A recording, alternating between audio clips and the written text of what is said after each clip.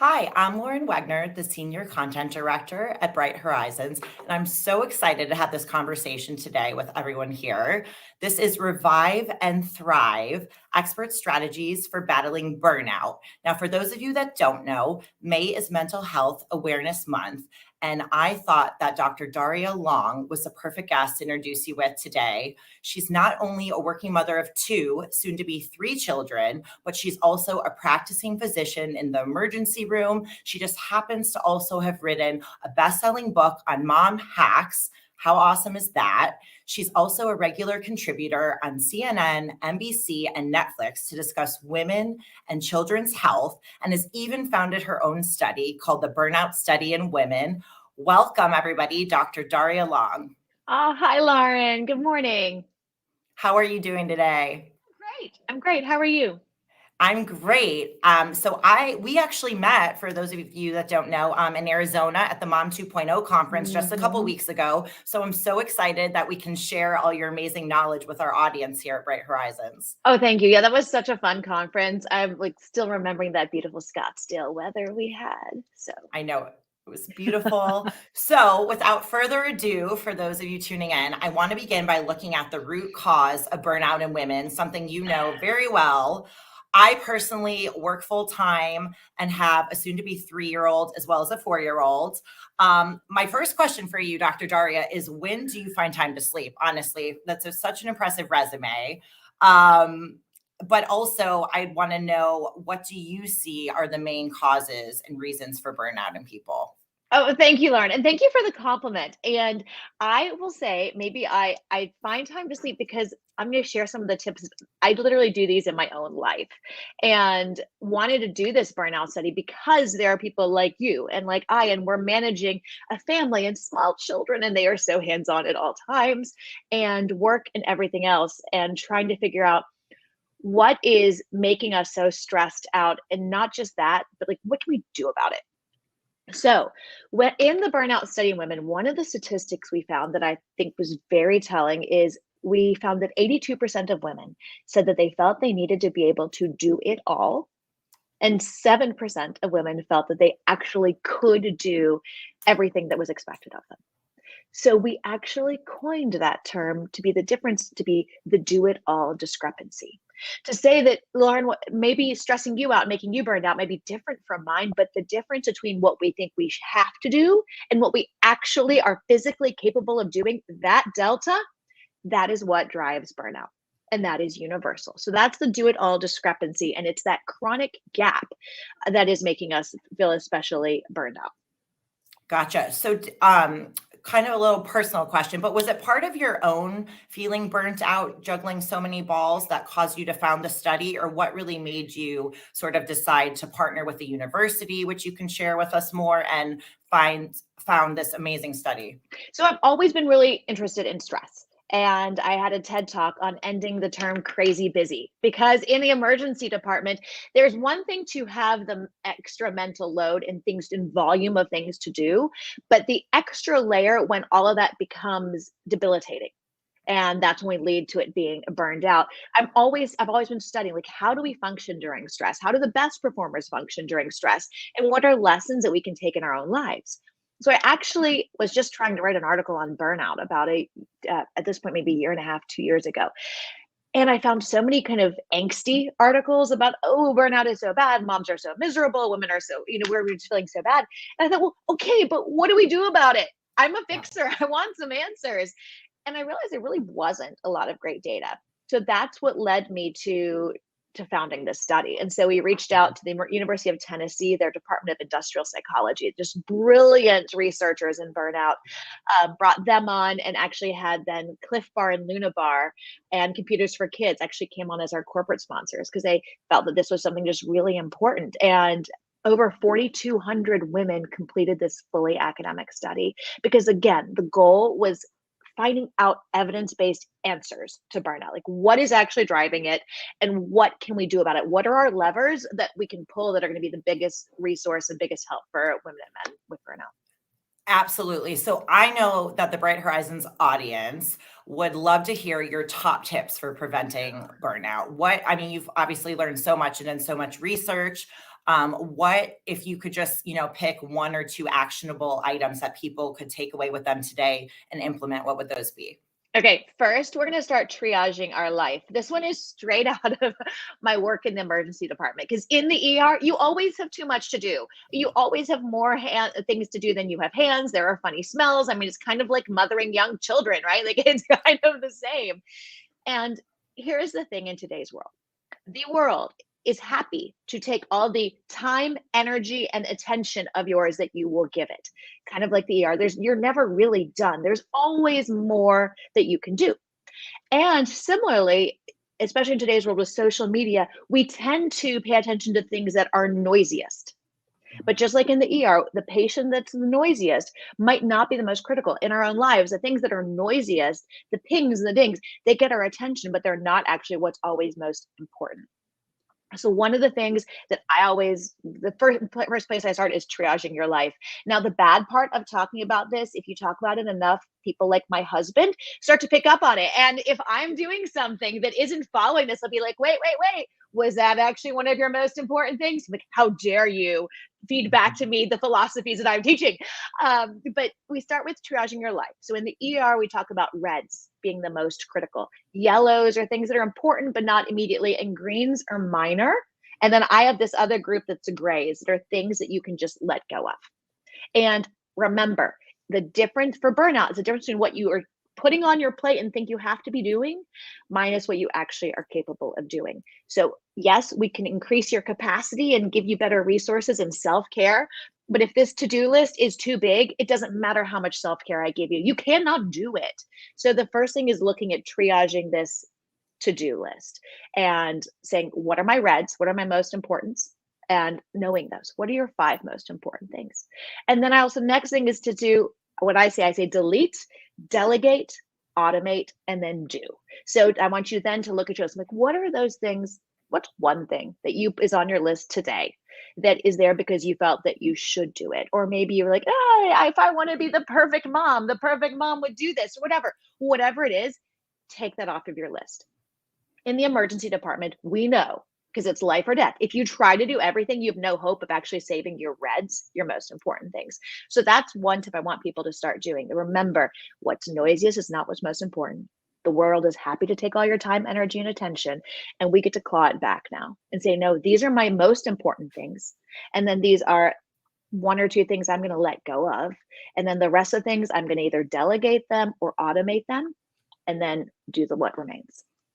I love that. And I remember in watching your TED Talk recently, one of the things that you had mentioned in line with this was, sometimes, you're just knocking off some of those red things for the green and just, really having to decide what is most important. And I think you gave some personal examples of like maybe not being able to finish your daughter's bake sale at one point in time. Yes. So that's exactly it. Like for me, right now my reds are, working on this TV pilot that I'm working on this research piece that I'm working on, and then also attending my children's some of their end of year school things. Like those are the most important things. There are other things that have to call somebody about phone service or, make sure you get this gift signed. Those things need to get done, but they're greens. And so we're going to give a tip later how to keep those little green things that you got to do from actually interrupting your red tasks that are your most important. Yeah, absolutely. And so I want to make sure we talk about your book too, because I feel like, I oversee a content team and things that a lot of people on my team who have small kids are always interested in getting more content on are sort of quick hacks, even scrolling through Instagram or whatever social media platform it is. Everyone's looking for like that next great parenting hack. So you actually wrote a book on it called 100 plus science-backed shortcuts to reclaim your body, raise awesome kids, and be unstoppable. So first of all, that's an awesome title. How did you come up with this, and what could people find sort of in their book? So mom hacks came up. It all is fairly bulleted because I had young children at the time. I was like, we don't have time to read a novel. It needs to be bulleted. Like, get me to the page I need. You go to your problem, get to the page I need, get my answers, and get on with my life. So I think one tip that I would say is actually a category of tips. And I talk a lot about mental load and all those decisions we make every single day and those arguments we have with our kid or our partner or whatever. And if you look at them, a lot of them you're making the same decisions and same arguments every week. Maybe it's what foods are we gonna what are we gonna eat, or when can you have screen time, or can you have dessert, or all of these things. So this tip is anytime you see a repeat decision that you're making more than once a week or once a month, I want you to try to either automate it or create norms around it. That's the tip. So try to catch yourself. So automation, maybe it's automating meal planning. Like my family knows we have a list of about 20 things that I can get done get cooked pretty quickly. So on like a Saturday or Sunday, we'll look at the list and say, here's what we're eating this week. Then the grocery list falls out from there. It's very routinized. Maybe it is looking at norms about when you give your child screen time. And say these are kind of when we allow you to have your iPad, and this is when the time we take it away. And if you have norms around it versus being just reactive and saying, oh, you've had it too much, let me take it away, now you have a fight. But if the discussion is you can have your iPad when we're on a long car ride, or you can have the iPad after you've practiced your piano and done soccer, you have it for 20 minutes and I'm going to set the timer. If you are making these into norms or routines, they're no longer an argument and it's not a decision for you. I think a third one is my family was arguing, my kids were getting to this battle about dessert. And, we was like, ew, you can't have dessert tonight because you haven't eaten your food. And I didn't want to be in this power struggle. I didn't want to give dessert that power. And I was just tired of having the argument. So again, I said, let's create a norm around this. You don't need dessert every night unless you want fruit from the fridge. You can have that every single night, but dessert. So we can have dessert 3 nights a week, but you, the children, get to choose which nights you have. So they then chose, we have Wednesday, Friday, Saturday, and Sunday kind of sneaks in there, sometimes fine. But now it is no longer an issue. Like they know that's the norm. And we no longer we went from every night having a battle of, can we have dessert? No, now I have to decide and think and weigh. And I'm so tired. I'm so tired of fighting. To now we have a norm. So that is the tip. Anytime you're making repeat decisions about anything, say, is there a way I can automate it by like Amazon Subscribe and Save, or a repeat in your calendar, or can I just make this a family norm? I love that. I know I'm going to implement that tonight, and I'm not even kidding you. And I'm also thinking of my 2-year-old just throwing herself on the floor, even though she has an allotted 15 minutes of TV that she gets to pick every day. Just, it's the end of the world when that TV is turned off. So I love that idea, and dessert as well. Yeah, you could even set a timer that she can see. That way she knows the 15 minutes when it's running out. And again, it gives her a feeling of more control. Or like give her options. Be like, do you want to watch I don't know, give her 2 choices. This is the key. Give her 2 choices that you were happy with. Like, do you want 15 minutes now or 15 minutes later? And then you set that as a norm. Yes, so good. So Bright Horizons is a leading company for employer-sponsored benefits. For anybody that's tuning in, if you're not sure whether your employer offers them, make sure you ask your HR representative, because you might just be surprised. You might have some backup care, someone that can come to your house. You could drop off your child at a center if your nanny calls in sick. College coaching for your kids going off to school, graduating high school. We have pet care. We have amazing services that not everyone's aware of, in addition to childcare. So Dr. Darria, on that note, how can employers actually help support their employees' well-being? And, around it being Mental Health Awareness Month and talking about burnout, what can they do to help create a culture that really supports this? Okay, well, for one, provide childcare. I didn't even know all the different things that y'all are doing. I was like, As a working mom, I always say that we're only one stomach virus away from like my entire next 3 days being wiped out. So the fact that y'all have all of this, knowing you have childcare as a working parent, it's such a value. And knowing you have a plan B backup is just tremendous. So I say that alone. But then there are 2 other things. We're doing a survey right now, really speaking to high executive women about burnout. And I think when you talk to women, it is a lot of women having to say, well, when I'm at work, I have to prove that I am 100% at work, to the extent that if somebody asks how my child is, it's like, oh no, it's fine. It's fine. I'm handling it great. Everything's perfect. Nothing's wrong. Don't cut back on opportunities for me. Because they're afraid that if they show any signs of weakness, or like that motherhood is potentially encroaching on their work, they will lose opportunities or they will be put on the mommy track. So that is one thing. Is it really, when I talk to women, some women say, I don't want to cut back. I want to be able to push forward 100% and be vulnerable and say that sometimes things are hard, but still not miss opportunities. And others say, you know what, actually with motherhood, I want more flexibility. Maybe I can cut back to a part-time position. So when you talk to women, to a person, they're saying, but don't make the decision for me. Give me those options. And it's really important for employers to talk, not just assume one way or another about a woman who has had children, but to talk to her and see which one of those tracks she wants to be on, and knowing that we can switch back and forth according to different seasons. I think the other thing talking to them is to have companies have formal kind of policies in place. So many of them say, well, you just bring it up to your manager, in which case your policy as a working mom or working parent just depends on how, into it your manager is. So employers having a policy that this is how we handle it if a woman wants to stay full on, or if a woman actually wants to cut back, to have those policies in place. Okay, well, thank you so much for the tips. So I just want everyone to know to visit brighthorizons.com, go to resources for my employees to find work, family, other programs, as well as lots of content that can benefit your entire organization. We also have a long list of resources on Burnout out there for all of you individuals watching. This recording will also be posted on Bright Horizons YouTube channel, so make sure that you check it out and you can share it with your friends and colleagues. Dr. Darria, I cannot thank you enough for your time and for being here. Please tell everyone where they can find out more about you and your study and your book.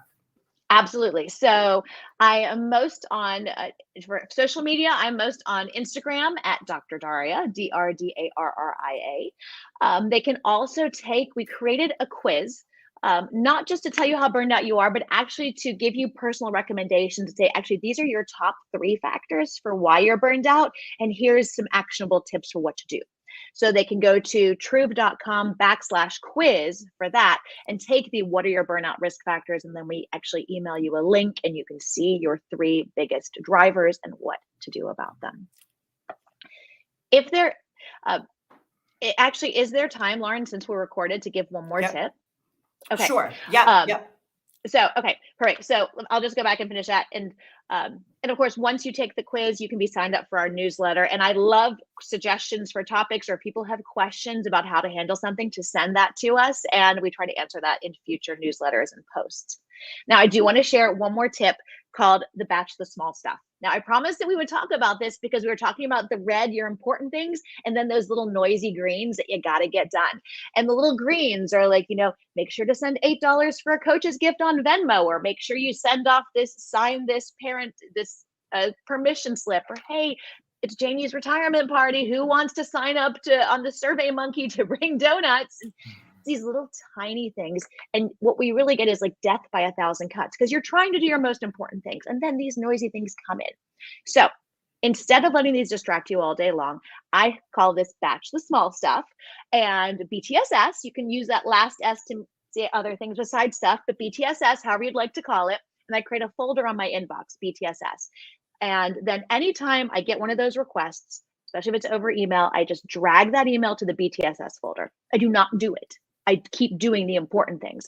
And then the next time I have some downtime, maybe I'm in carpool, which is, where our souls go to die, and just sitting there, and I have 40 minutes just sitting there, I'll open up my BTSS folder and I'll just start powering through all those little things. So now I've gotten all my noisy greens, as I'd call it in my TED Talk, my noisy greens taken care of, but they have not interrupted my bigger reds, and it has not stressed me out. I love that tip so much. I also don't know what's more scary, thinking about you saving people's lives and, the stress that causes, or the fact that I'm soon going to learn that carpool takes 40 minutes. So, oh, God bless, Lauren. Something I haven't thought about yet. I mean, carpool's fun. I don't want to scare young moms of young children. Carpool's great. It's a great way to get your stuff done. Yes. There you go. Okay. I love that tip. I'm going to do that in my inbox. Actually, these are great tips. So actionable for people to take away from. Thank you again, Dr. Darria, for being here. And I just want to thank everyone for tuning in. Have a good day. Bye. Bye.